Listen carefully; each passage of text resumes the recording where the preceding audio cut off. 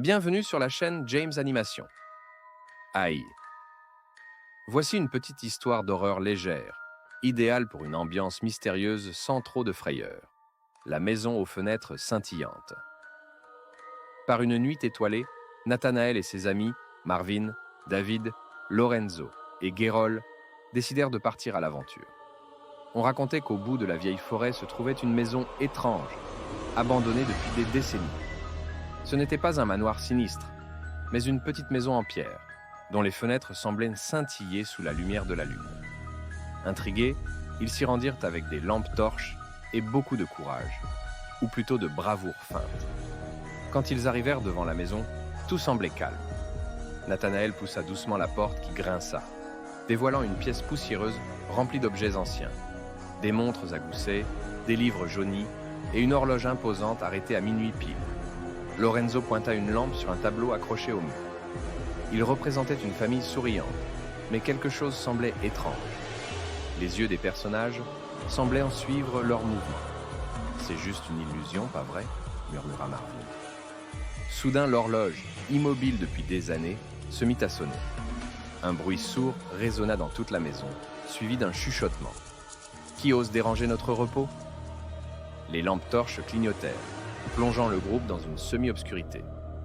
Nathanaël, toujours calme, essaya de rassurer les autres. Mais il sentit une présence derrière lui. Il se retourna et vit une ombre qui semblait les observer. C'était un chat noir aux yeux verts, perché sur une étagère. Il sauta doucement, atterrissant avec grâce au milieu de la pièce.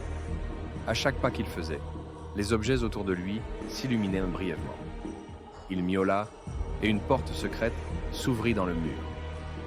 « On entre ?» demanda Guérol, essayant de paraître courageux. Ils entrèrent dans une petite pièce circulaire remplie de miroirs.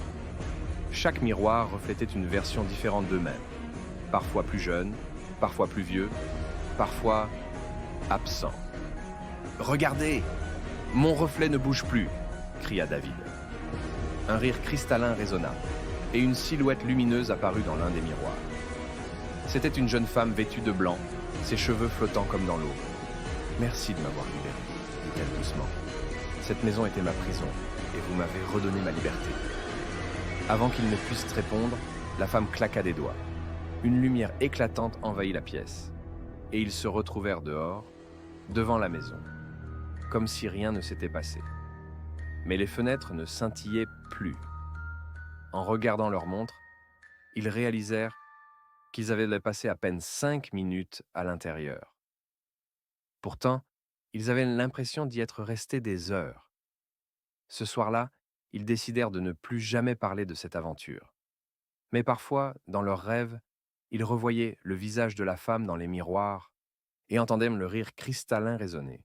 Qu'en penses-tu, Twilight?